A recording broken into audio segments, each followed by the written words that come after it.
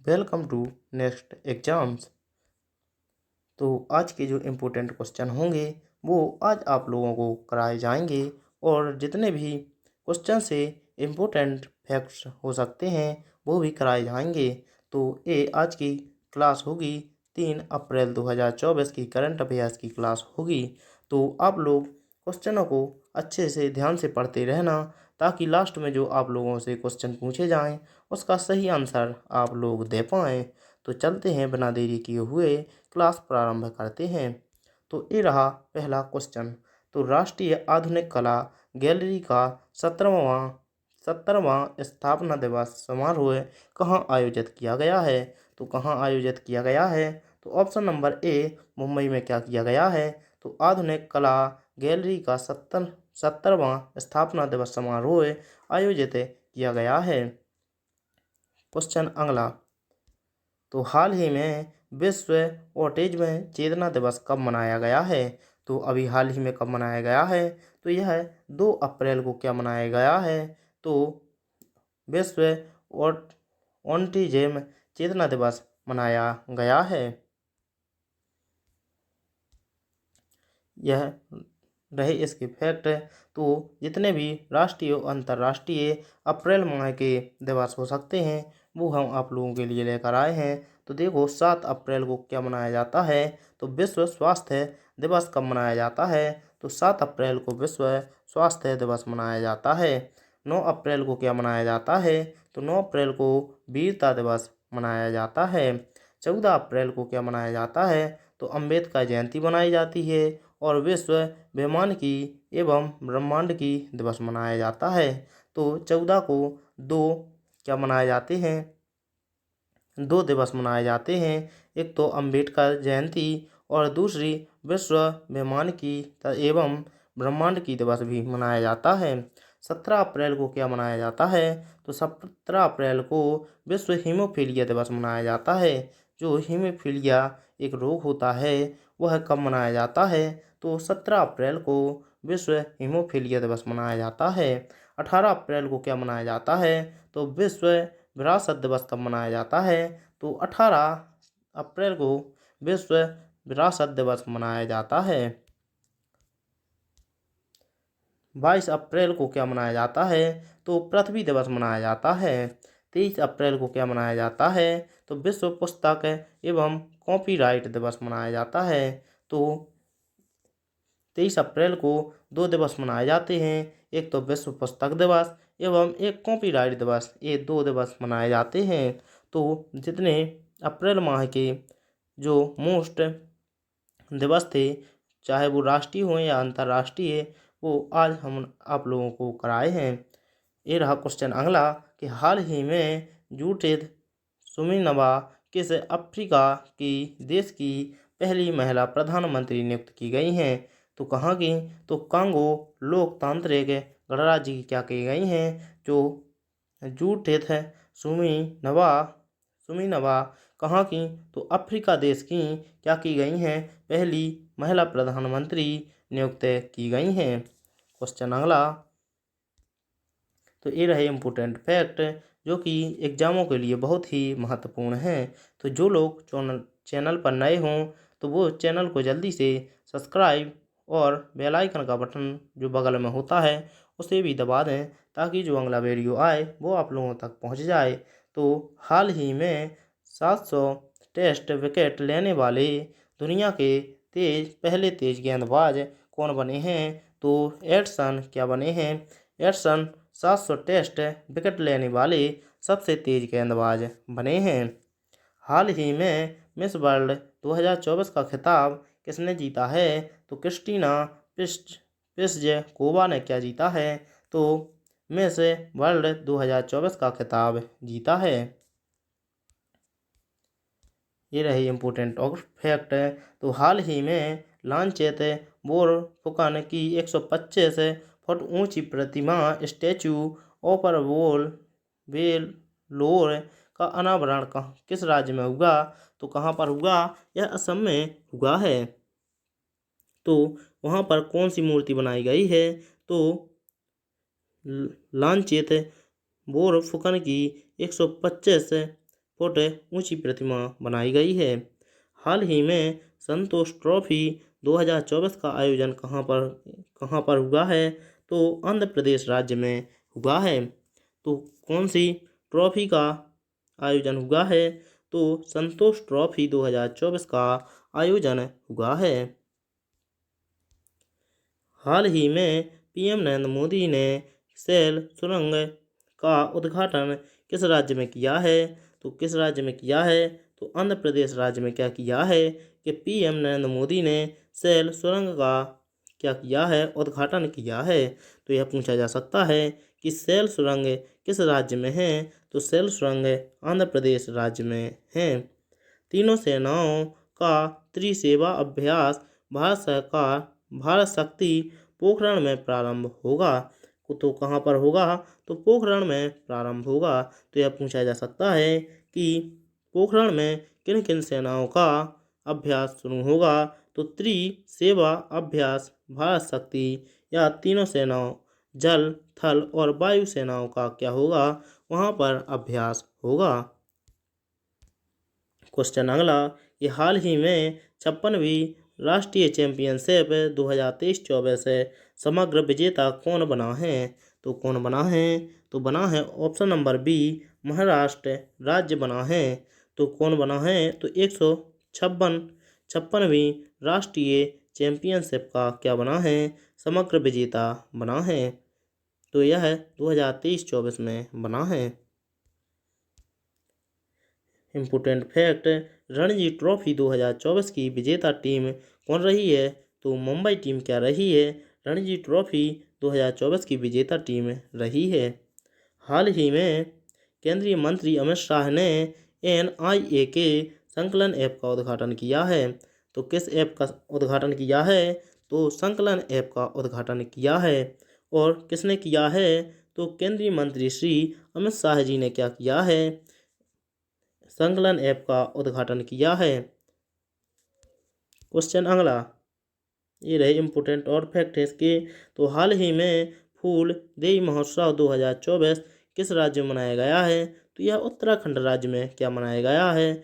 फूल देई महोत्सव 2024 में यह प्रारंभ किया गया है। भारतीय सेना संयुक्त सैन्य अभ्यास LAM लिमिटाई 2024 सेशेल्स 7 प्रारंभ करेगी। तो क्या प्रारंभ करेगी? तो सेशेल्स प्रारंभ करेगी। हाल ही में प्रसार भारती का अध्यक्ष कौन बना है या किसे नियुक्त किया गया है? तो नवनीत कुमार सहगल को क्या किया गया है? प्रसार भारती का अध्यक्ष नियुक्त किया गया है। तो यह पूछा जा सकता है कि प्रसार भारती का अध्यक्ष किसे नियुक्त किया गया है? तो नवनीत कुमार को क्या किया गया है? प्रसार भारती का अध्यक्ष नियुक्त किया गया है।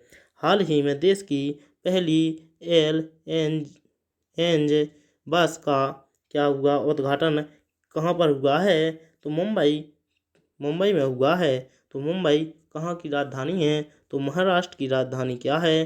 तो महाराष्ट्र की राजधानी मुंबई में क्या किया गया है? तो देश की पहली LNG बस का उद्घाटन किया गया है। क्वेश्चन अगला, हाल ही में पेरिस ओलंपिक के क्वालीफाई करने वाली एकमात्र भारतीय भारोत्तोलक कौन है? तो कौन है? तो इसका सही आंसर हो जाएगा मीराबाई चानू। तो मीराबाई चानू क्या है? तो पेरिस ओलंपिक की क्वालीफाई करने वाली एकमात्र भारतीय भारोत्तोलक हैं। कुछ ये रहे इम्पोर्टेंट फैक्ट कि हाल ही में भारत की राष्ट्रपति द्रौपदी मुर्मू को मॉरीशस देश के राष्ट्रीय दिवस समारोह का मुख्य अतिथि चुना गया है। तो यह पूछा जा सकता है कि राष्ट्रीय द्रौपदी मुर्मू को किस देश का राष्ट्रीय दिवस समारोह का मुख्य अतिथि चुना गया है? तो मॉरीशस का क्या चुना गया है? मुख्य अतिथि चुना गया है। हाल ही में प्रधानमंत्री श्री नरेंद्र मोदी ने क्या किया है? कोचरब आश्रम का उद्घाटन किया है। और यह कहाँ पर है? तो यह गुजरात में है। तो यह पूछा जा सकता है कि श्री नरेंद्र मोदी जी ने अभी हाल ही में गुजरात में किस आश्रम का उद्घाटन किया है। तो किस का उद्घाटन किया है, तो किस आश्रम का उद्घाटन किया, तो कोचरब कोचरब का क्या किया है, उद्घाटन किया है। ये रहा क्वेश्चन कि अवैध लोन ऐप्स पर लगाम लगाने के लिए चर्चा में रही डिजिटल इंडिया एजेंसी का संबंध किससे है। तो किससे है, तो इसका सही आंसर हो जाएगा आरबीआई। तो आरबीआई का क्या है, तो अवैध लोन ऐप्स का लगाम लगाने के लिए चर्चा में रही डिजिटल इंडिया एजेंसी का संबंध किससे है, तो आरबीआई से है। इम्पोर्टेंट फैक्ट कि त्रिपुरा राज्य की पारंपरिक पोशाक रेगनाई पचरा को जीआई टैग का दर्जा मिला है। तो जीआई टैग का दर्जा किसे मिला है, तो त्रिपुरा राज्य की राजधानी क्या है, त्रिपुरा की है अगरतला। तो त्रिपुरा राज्य की राजधानी क्या हो जाएगी, अगरतला।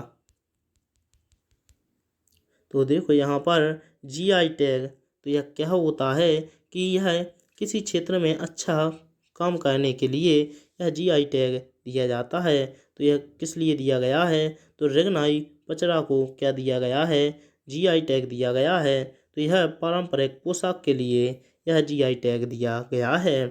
अक्षय ऊर्जा वित्त पोषण श्रेणी में REC लिमिटेड स्क्रोच ईसाजी पुरस्कार 2024 प्रदान किया गया है। तो किसे प्रदान किया गया है, तो REC लिमिटेड को प्रदान किया गया है। तो यह किस लिए है, तो यह अक्षय ऊर्जा वित्त पोषण श्रेणी में स्कोर ECG पुरस्कार प्रदान किया गया है। इम्पोर्टेंट फैक्ट कि प्रतिष्ठित टाइम्स पावर आइकन 2024 पुरस्कार से विजय जैन को क्या किया गया है, तो सम्मानित किया गया है। तो विजय जैन को किस लिए सम्मानित किया गया है, तो प्रतिष्ठित टाइम्स पावर आइकन को 2024 पुरस्कार से सम्मानित किया गया है। तो यह किया गया है, तो प्रतिष्ठित टाइम्स पावर आइकन के लिए इन्हें क्या किया गया है, पुरस्कार से सम्मानित किया गया है। तो किसे, तो विजय जैन को सम्मानित किया गया है। कमल किशोर आपदा जोखिम न्यूनीकरण के लिए विशेष प्रतिनिधि के रूप में नियुक्त किया गया है। तो किस लिए किया गया है, तो आपदा न्यूनीकरण के लिए किसे नियुक्त किया गया है, तो कमल किशोर जी को नियुक्त किया गया है। हाल ही में खबरों में रहा कच्चा तीबू द्वीप भारत और चीन के दो देशों के मध्य में स्थित है। तो किन किन देशों के मध्य में है, तो भारत और किसके बीच में, तो चीन के बीच में स्थित है। तो कौन सा द्वीप है, तो कच्चा द्वीप तीबू है। तो यह अभी खबरों में रहा है। विदेश मंत्रालय MEA द्वारा नाइजर में भारत के अगले राजदूत के रूप में किसे नियुक्त किया गया है, तो यह पूछा जा सकता है। तो यह सीताराम मीना को क्या किया गया है, MEA द्वारा नाइजर में भारत के अगले राजदूत के रूप में नियुक्त किया गया है। तो विदेश मंत्रालय ME द्वारा नाइजर में भारत के अगले राजदूत के रूप में किसे नियुक्त किया गया है, तो सीताराम मीना को नियुक्त किया गया है। Code depend living in the shadow of 80 पुस्तक की लेखिका कौन है, तो मधुमिता मुर्गिया क्या हैं, कौन सी पुस्तक की लेखक हैं, तो live in the shadow of 8 पुस्तक की लेखिका हैं। अगला फैक्ट ये रहा कि मियामी ओपन में पुरुष सिंगल्स का खिताब किस खिलाड़ी ने अपने नाम किया है, तो किसने किया है, तो जनिक सिनर। तो जनिक सिनर ने क्या किया है, मियामी ओपन में पुरुष सिंगल्स का खिताब अपने नाम किया है। ये और रहा इम्पोर्टेंट फैक्ट कि आईपीएल टीम के ऋषभ पंत कप्तान पर धीमी ओवर गति के लिए क्या किया गया है, तो 12 लाख रुपए का जुर्माना किया गया है। तो 12 लाख रुपए का जुर्माना यह पूछा जा सकता है कि किस खिलाड़ी को लगा है, तो यह पूछा जा सकता है। तो ये लगा है ऋषभ पंत को। किस में लगा है, तो यह आईपीएल में लगा है। तो 12 लाख रुपए का जुर्माना अभी लगा है। ये रहा क्वेश्चन एक और कि कहाँ मनोरंजक कैनाबिस वैध हुआ है, तो कहाँ पर हुआ है, तो इसका आप लोग कमेंट में आंसर बताना कि इसका सही आंसर क्या है। तो यदि आप लोगों को वीडियो पसंद आया हो तो वीडियो को लाइक और चैनल को सब्सक्राइब का बेल आइकन का बटन दबाना ना भूलें, ताकि जो अगला वीडियो आए वो आप लोगों तक पहुंच जाए, क्योंकि यह वीडियो सभी कॉम्पिटिटिव गवर्नमेंट एग्जामों के लिए बहुत ही महत्वपूर्ण हैं। तो चलते हैं, मिलते हैं अगले वीडियो में। तो जय हिंद, जय भारत। ऐसे ही लगे रहिए तो सफलता एक दिन आप लोगों को मिल जाएगी।